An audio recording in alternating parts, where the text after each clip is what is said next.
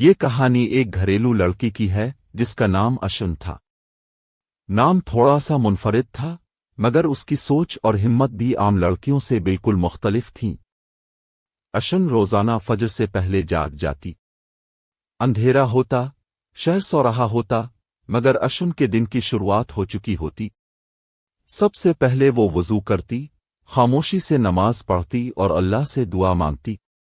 یا اللہ، میرے ماں باپ کو صحت دے اور مجھے اتنی ہمت عطا فرما کہ میں ان کا سہارا بن سکوں۔ نماز کے بعد وہ کچن میں چلی جاتی، چائے چڑھاتی، روٹیاں لگاتی اور سبزی بناتی۔ اس کے بوڑھے ماں باپ کمزور ہو چکے تھے، ماں کے ہاتھ کانپتے تھے اور باپ کی کمر جھک چکی تھی۔ اشن ان دونوں کا پورا خیال رکھتی، وقت پر دوائیں دیتی اور محبت سے انہیں کھانا کھلاتی۔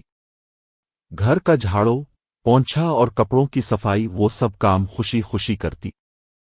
کبھی کوئی شکایت زبان پر نہ لاتی۔ لوگ اکثر کہتے تھے، بس گھر کے کام ہی رہ گئے ہیں اس کی زندگی میں، مگر اشن کے دل میں ایک خواب زندہ تھا۔ جب سارے کام مکمل ہو جاتے اور ماں باپ آرام کرنے لگتے تو اشن اپنی پرانی سی میز پر بیٹھ جاتی، کتابیں کھولتی، نوٹس بناتی اور دل لگا کر پڑھتی۔ کبھی بجلی چلی جاتی تو موبائل کی ٹارچ جلا کر پڑھ لیتی۔ وہ تھک جاتی، آنکھیں جلنے لگتیں، مگر ماں کی دعا یاد آتی اور وہ پھر سے پڑھنا شروع کر دیتی۔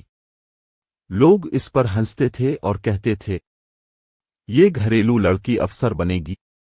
مگر اشن جانتی تھی کہ محنت خاموش ہوتی ہے، مگر اس کا نتیجہ بولتا ہے۔ وقت گزرتا گیا، اشن نے امتحان دیا، دن رات دعا اور محنت ساتھ ساتھ چلتی رہی۔ پھر ایک دن نتیجہ آیا، اشن کا نام فہرست میں سب سے اوپر تھا۔ وہ ایک بڑی افسر بن چکی تھی۔ اس دن اس نے سب سے پہلے اپنے ماں باپ کے قدم چومے۔ ماں کی آنکھوں سے خوشی کے آنسو بہنے لگے اور باپ نے اس کے سر پر ہاتھ رکھ کر کہا، تو صرف ہماری بیٹی نہیں، ہمارا فخر ہے۔ اشن نے ثابت کر دیا کہ گھریلو لڑکی کمزور نہیں ہوتی، وہ گھر بھی سنبھال سکتی ہے، ماں باپ کا سہارا بھی بن سکتی ہے، اور اگر ارادہ مضبوط ہو تو ایک بڑی افسر بھی بن سکتی ہے۔